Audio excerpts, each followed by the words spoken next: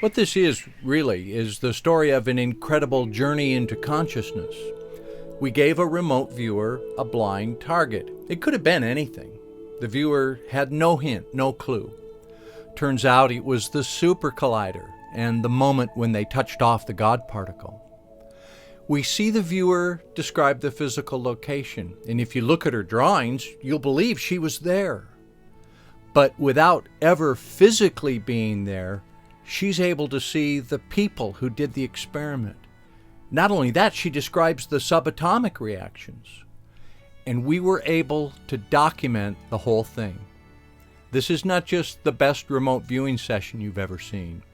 Watching this will give you new appreciation about the potential of remote viewing, and it'll give you a tantalizing insight into the possible connection between matter, energy, and consciousness.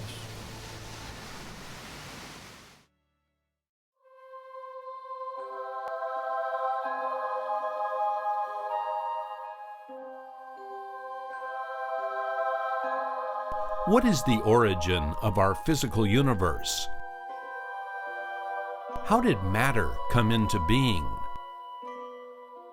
Does the universe have a consciousness? Science has been on a quest to answer fundamental questions about the nature of the universe. One of the tools in this quest is the Large Hadron Collider, a massive super collider at the CERN facility in Switzerland. In the summer of 2012, physicists conducted experiments attempting to create and identify the Higgs boson particle. They feel this is a key to explaining how energy can achieve mass, which in turn is fundamental to understanding our physical universe. In July 2012, scientists believe they captured this elusive prize, the so-called God particle. That same summer, a Japanese woman named Hitomi Akamatsu traveled to Hawaii to study remote viewing. In the course of her work, she was given a blind tasking that turned out to be one of the most amazing remote viewing sessions ever published. There are times when remote viewers achieve what we call moments of clarity, and this was the case here. I tasked this target. I ran the project. I watched her take this blind cue into a room alone and work for hours and hours, and I watched her come out with this session. It blew my mind. Unless you're in the guild, you've never seen anything like this. Unless you've done the years, done the time, done the targets, unless you've been in the guild, you've never seen the quality of work that you're going to see in this target.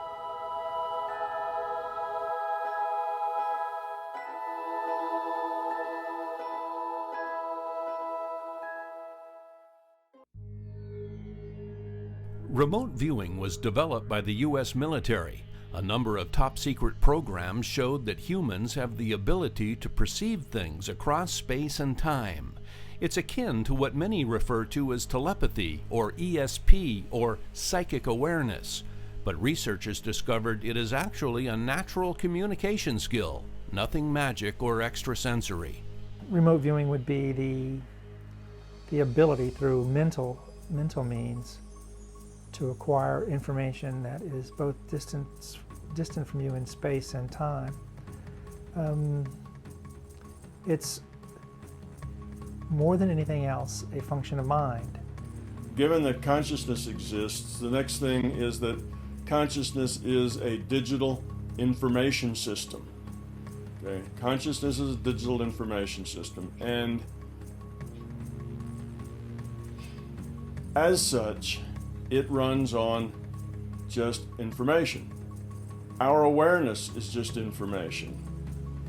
When you observe something, your reality, all of our realities are just information. Information comes through our eyes, comes through our ears, through our senses, and that information then is interpreted by us in the brain. A part of you, your subconscious awareness, exists in and is connected to a greater field of non-local consciousness where literally everything resonates.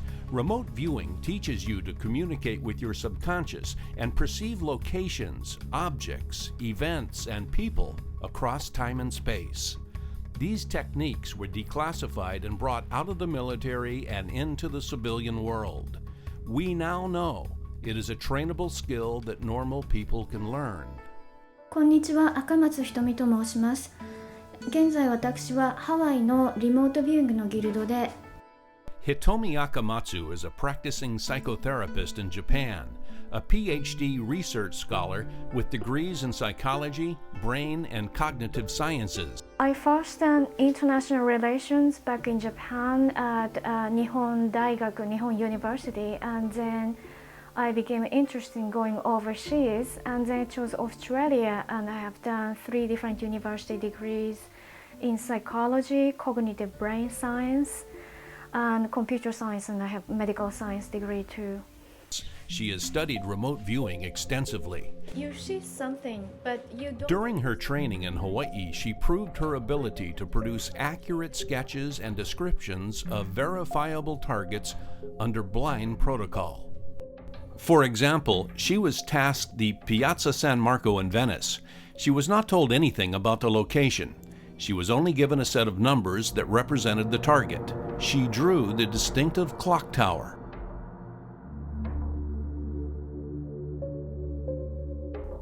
She saw and sketched the unique architecture of the buildings surrounding the plaza. And she drew the waterfront, describing seafood vendors, markets, and shoppers. It was just one of the remarkable remote viewing sessions that she produced during her training. I have a dream that one day this nation will rise up. On another occasion, the target was Martin Luther King Jr. giving his famous "I Have a Dream" speech.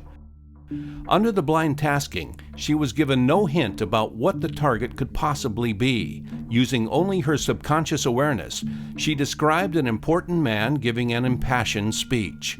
She said people were clapping their hands in praise, but some didn't agree with him. Another blind test. The target was a huge wildfire in Israel. Hitomi saw the billowing smoke and accurately sketched the location.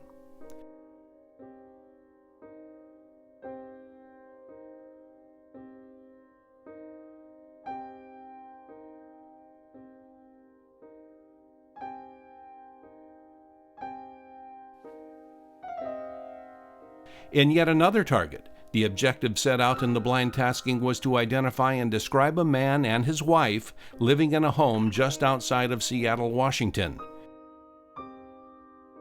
Hitomi drew and described Seattle.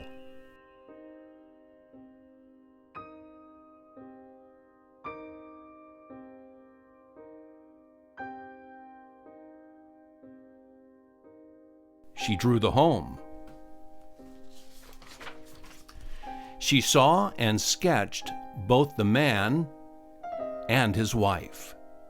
And she provided so many personal details about them that the man involved in the experiment called the work frightening. He verified many of the details in her session that no one could have possibly known. It is real to me, and also it is more experiential to anyone who is interested, because it is something you can test it to yourself and prove it to yourself. You can hear lots of different, spiritual stories and people's experiences, but just as stories. But when you experience it and see things beyond time and space, it is real. So taskers decided to give Hitomi an extremely advanced and difficult target, the Higgs-boson experiment at the Super Collider. Well, I'd have to ask you why you gave her the Higgs boson target as a target. The complexity of the target is such that I would rank it as a difficult target. Well, it's an interesting target. It's interesting and challenging on several levels because you have this huge machine. It's the biggest, most complex machine ever built by man. It's got that huge circular collider track. You've got the tunnels down below. You've got the huge round end cap that is a famous picture of all the complex machinery and wiring and electronics. So there are obvious things that you could see the remote viewer might perceive on a physical level. And then it goes to a level of energetics, to a subatomic level. And I wondered, how would a remote viewer perceive that? What would you see? How would your subconscious give it to you? How would you write that down in paper? What would you get? July 2012. Hitomi was secluded in a home in the forest in the mountains above Honolulu.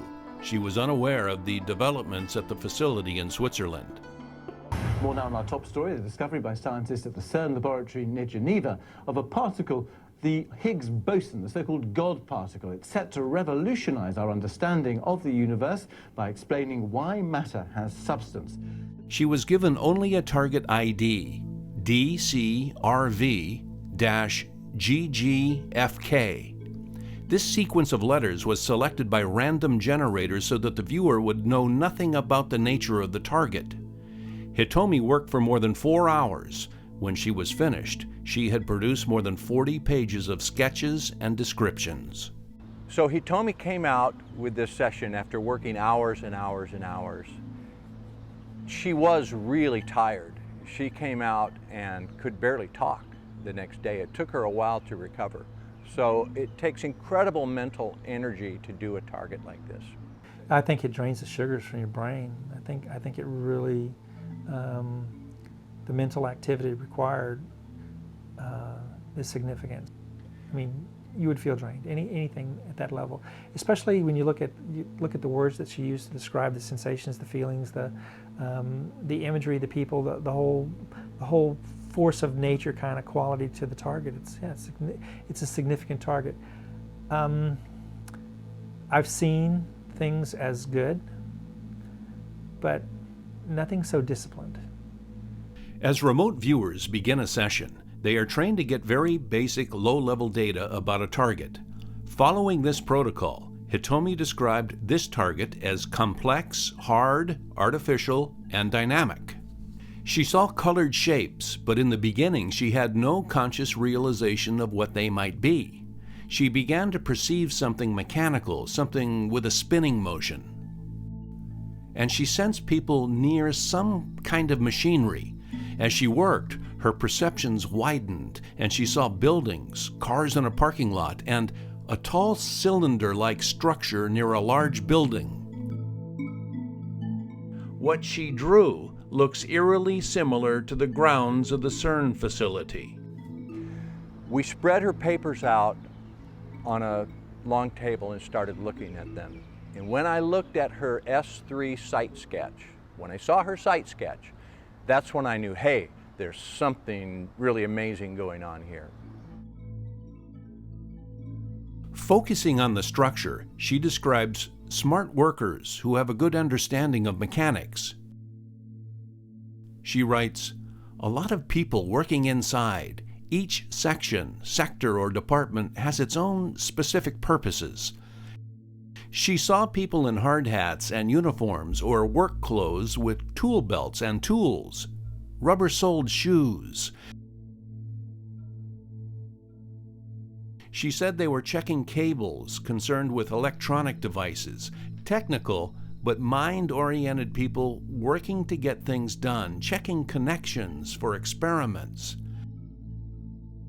She saw some kind of large circular mechanical device with a sense of spinning motion. She sensed it had to do with engineering and said people were monitoring it. Later in the session, she drew it again and said of the machine, "It's dangerous, too high voltage, too energetic." Hitomi begins by sketching the physical layout of the collider. She gets the machines, she gets the tunnels, she gets the shapes. Then she goes on to the people working there, the technicians in the hard hats, the people doing some type of intense experimentation. Hitomi's awareness is drawn back to the technicians. She said of this person, "He is proud of his job, dedicated, serious, focused, and tense. He wears a hard helmet, has radio communications, strict instructions, rules, making sure to do it right. Then she begins to hone in on the collider itself. Her description of this image states, hard protective metals, energies inside, very active, and she writes, like an accelerator. I said it accelerator because I saw a high speed of energies just going inside, and then so vibrational and so strong and powerful, and I felt like it's almost like a creation of some kind. And I saw metallic object, and I saw it is happening inside. Inside the structure, she perceives a shaft of light. She describes energies like an explosion. Well, I saw a cylinder-shaped object, and inside I saw such a high static vibrational energy inside, and I saw something collapsing, and I just wrote it down as a Big Bang. Then she sees what she describes as a network of lights. It is interesting that she used colored pens to draw this image, coloring it red and blue.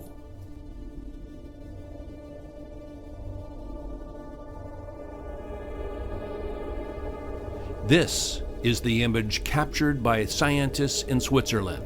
It is the graphic they released showing evidence of what they believe to be the Higgs boson particle.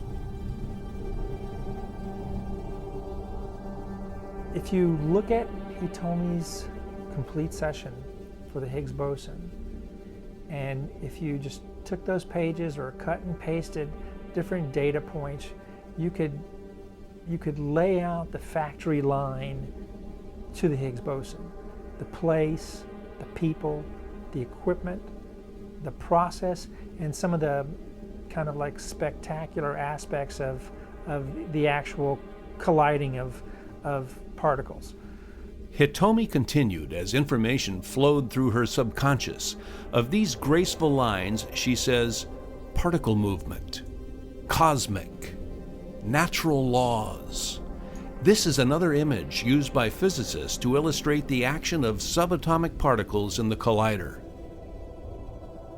In my opinion, the session warrants a great deal of looking at from a teacher's perspective to see the type of data, the type of mindset, and then I'd actually want to know when you got this portion. I mean, regardless of what she explained in her paper or what she had written, I'd want to query her about reliving that specific sensation, and then backing that back to the skill and that she had learned from her instructors. By this point in the session, Hitomi is in a hypnagogic state, near sleep, with theta waves dominating her brain functions. It is in this state that a remote viewer can bilocate to the target. She describes fractal-like images.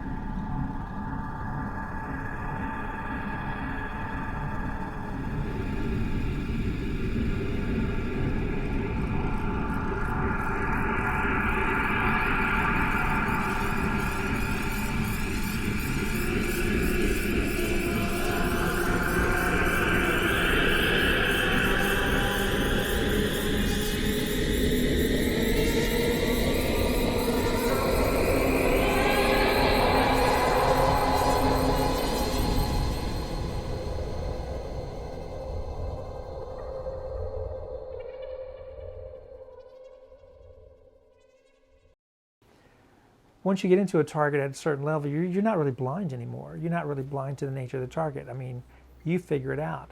So from that point on, there's a new possibility that exists in the data, and that is the viewer assembles it all,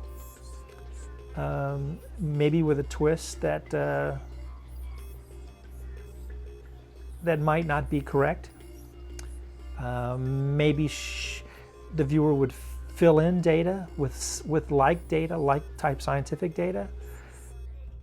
I came back to the real people and then started observing the people having a serious meeting, and I saw the scientist was talking about what he was doing, and then there are some people who are doubtful and skeptical, yet they're like, sweating and trying to understand hard. It was very serious.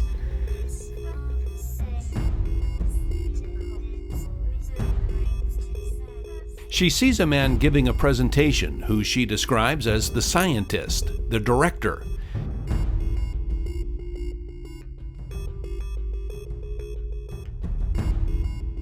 Peter Higgs is the British physicist who headed the project.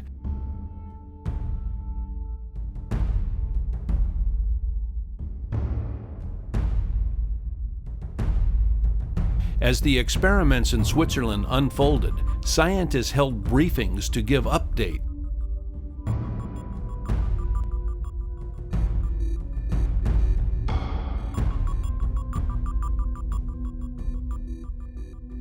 A lot of the imagery and a lot of the pages didn't really make sense to me at first because I'm not a physicist.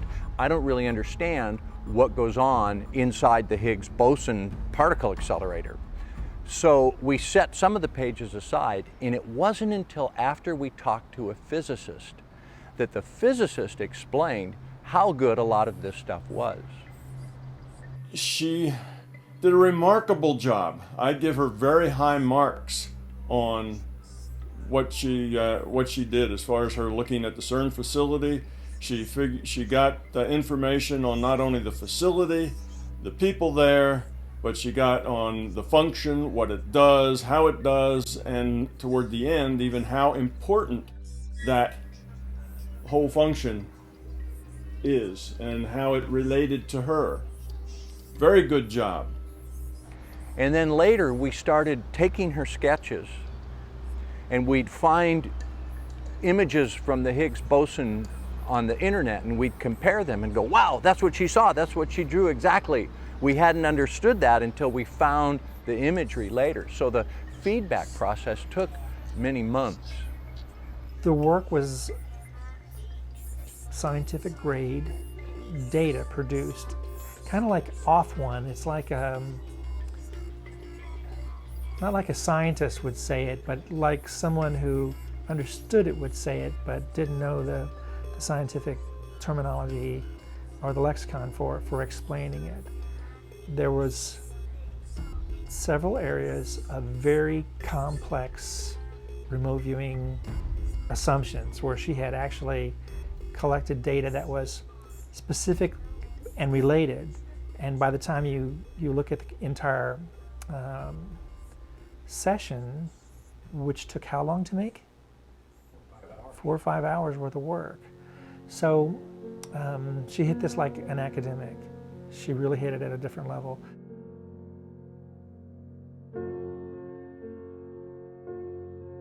Now, hours into the session, she is no longer aware of her surroundings in Hawaii.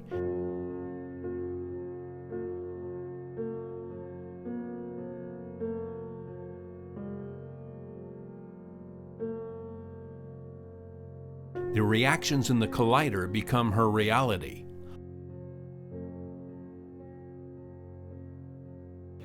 When I saw those particles or existences, I saw they are perfectly lined up, and each particle seems to be communicating with each other, although they have a distance between them, but there is such a perfection as in distance and ratios and space and time, and perfectly harmonic, like a harmonic resonance, and I almost felt like I was listening to a orchestra of music. It was so beautiful. Although fluent in English, she is challenged to find words and phrases to express her perceptions. What you get is you use your intent to query the database. And when you query the database, you get information back. And I would assume that in her mind, She was asking the question like, well, how do I relate to all this? What does all this mean? What's the big picture? Really, what's going on here and why is it significant?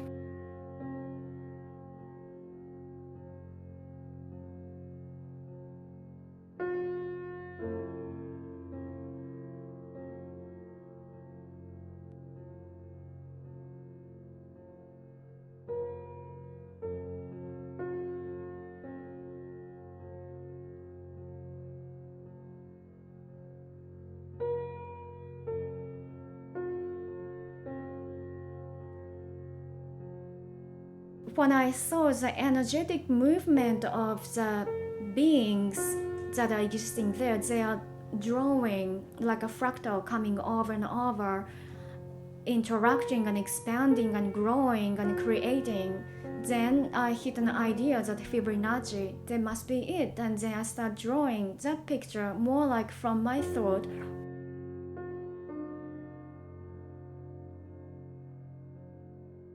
Almost like a collision inside her brain, she suddenly finds herself within the reaction.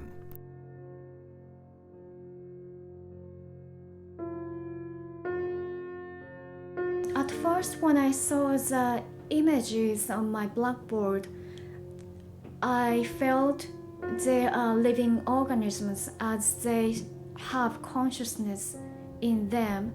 Therefore, at first, I just thought that can be a neural networks in the brain. Then I looked into it and I start seeing the beautiful strings of energies that are colorful, almost like a rainbows of shaft of energies that are interacting, intercommunicating with each other. And then as I observed them, they responded to me and they even know what I am looking at, and they seem to be communicating with each other at the same time. When I'm present at the target site as a remote viewer, they saw me. When I say they, those energies or consciousness existing at the target site. So you are consciousness. You're not a body. And you as consciousness can query the databases that have to do with this virtual reality, or you can go to other reality frames, explore the larger consciousness system. It's all open to you because you're a part of that system. You're just a piece of it. And because you're consciousness, you communicate. That's what data is all about. That's an information exchange. What else would a consciousness system do but information exchange? It's an information system. I was in there like a swimming. Say you are in a swimming pool or vast ocean and you're swimming and diving, more like I was in it and communicating with them. And I know they responded to me in some way.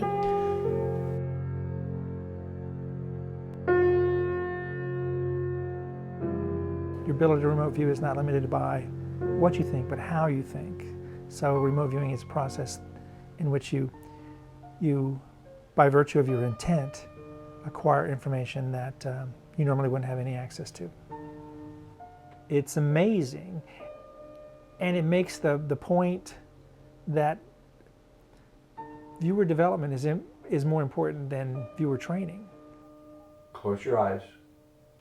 Look on blackboard and realizing that you're looking at the air at this target. Let it form up and tap your finger slowly and look.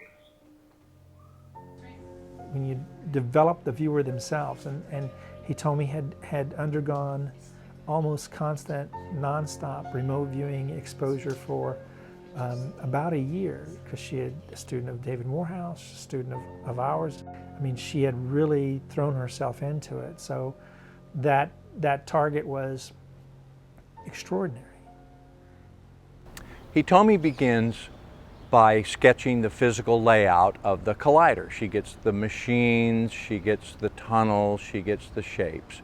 Then she goes on to the people working there, the technicians in the hard hats, the people doing some type of intense experimentation. She describes the scientists, and she talks about the press conference that the scientists are holding afterwards. So she got all this on the physical level.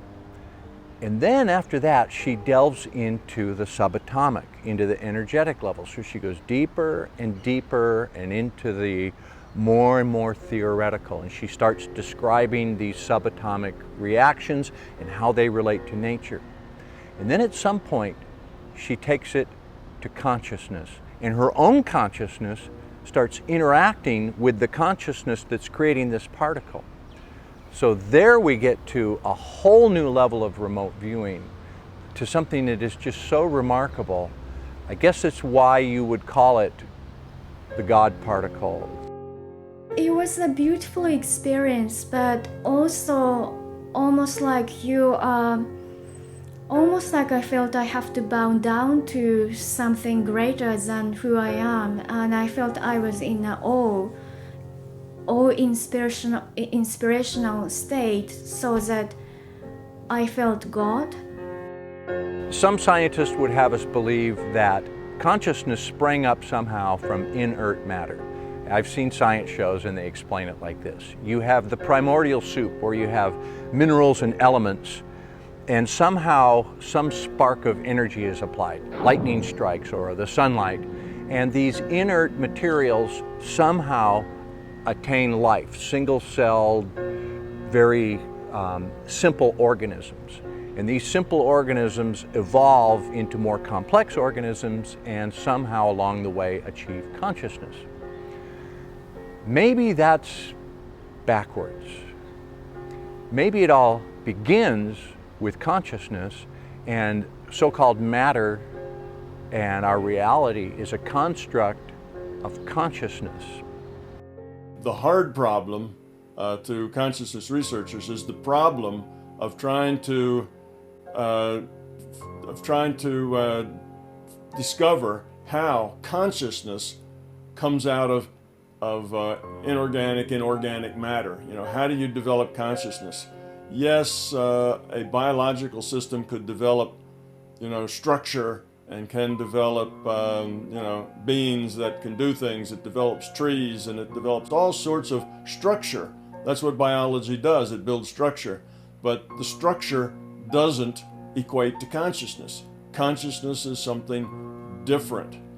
Consciousness is the only thing that is real, is the only thing that's fundamental. Our reality, our physical universe, is a virtual reality. And when you have a virtual reality, somebody has to compute it. Well, a virtual reality is just a reality based on information. It's an informational based reality. And the larger consciousness system is the creator of this virtual reality that we call our physical reality. I believe that consciousness is a dimension, and not just, when you have to use it to define itself, it should give you some hint or clue. You can't even imagine a dimension without consciousness, so how could consciousness not be a dimension itself?